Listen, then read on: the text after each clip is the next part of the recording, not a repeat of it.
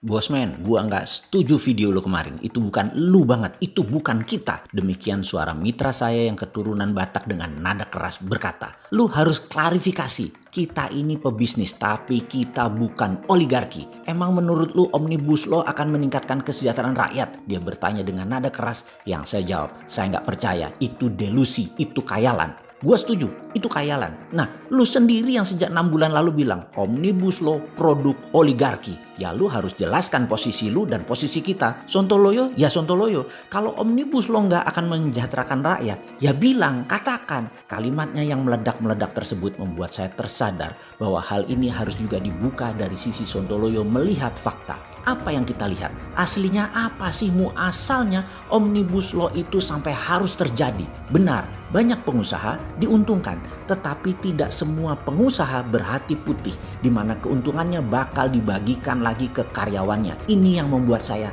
tersadar. Kita tahu, kita bicara kali ini bukan pengusaha UKM, tetapi pengusaha yang non UKM yang hanya 3%, tetapi mereka menguasai 50% peredaran uang serta kendali ekonomi makro Indonesia. Mereka diuntungkan oleh Omnibus Law, tetapi apakah mereka peduli dengan karyawan, buruhnya, dan hatinya putih? Maka kalau boleh saya jawab jujur, sedikit sekali yang hatinya putih. Mereka dengan Omnibus Law akan semakin kapitalis. Kapitalis elitis, yaitu mereka para oligarki dan BUMN. Betul, keduanya elitis yang diuntungkan amat sangat dengan Omnibus Law ini. Rakyat di bawahnya bagaimana? Rakyat hanya menunggu kebaikan mereka. Sekali lagi, bukan hak yang akan didapat, tetapi menunggu kebaikan. Yang kalau bosnya nggak baik, makan tuh sandal. Gigit jari datul rakyat jelata. Ini kan anjrit banget. Jadi kita kembali ke asal muasal Omnibus Law yang terpaksa deh kita buka juga daripada disimpan.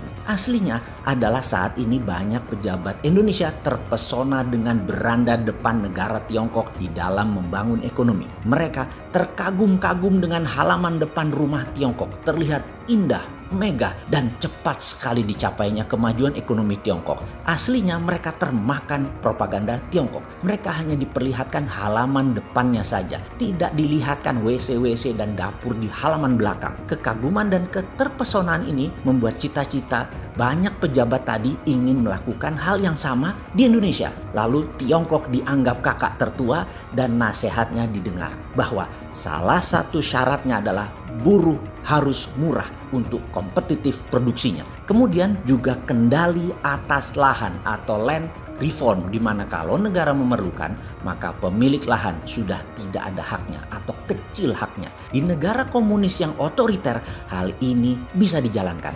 Namun di negara demokrasi suara rakyat jadi tertindas. Makanya perlu perlindungan hukum. Dibungkuslah dengan Omnibus Law. Karena itu kita mengatakan nggak akan jalan Omnibus Law untuk mensejahterakan rakyat. Karena tangan besi harus dijalankan. Tidak ada kompromi demi murahnya biaya produksi. Jadi yang diinginkan banyak pejabat sekarang adalah meningkatkan GDP. Dan sungguh meningkatkan GDP belum tentu meningkatkan kesejahteraan rakyat. Ini harus diluruskan cita-cita banyak pejabat tersebut. Memang terlihat manis undang-undang tersebut dibungkus dengan kata dalam tanda petik cipta kerja. Namun apakah pekerjaan nanti akan membawa kesejahteraan atau lebih lagi kebahagiaan?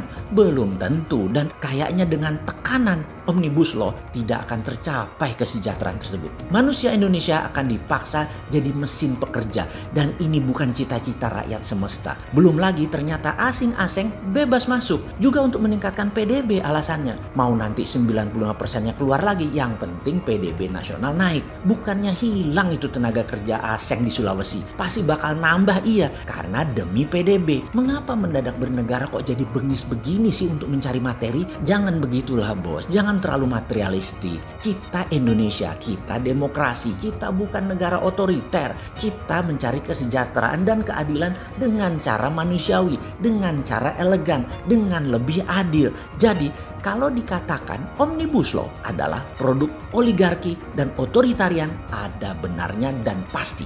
Lalu ke depan bagaimana? Saya secara pribadi dan kita rakyat jelata mengajukan saran untuk mencabut Undang-Undang Cipta Kerja atau tunda pelaksanaannya. Sebaiknya kaji ulang lagi demi bangsa dan negara. Stop terpesona dengan asing dan aseng. Jangan ukuran PDB naik atau angka-angka statistik naik jadi tujuan bernegara. Janganlah. Yang benar adalah rakyat sejahtera, haknya dijaga, suaranya didengar. Adalah solusi terbaik itu semua.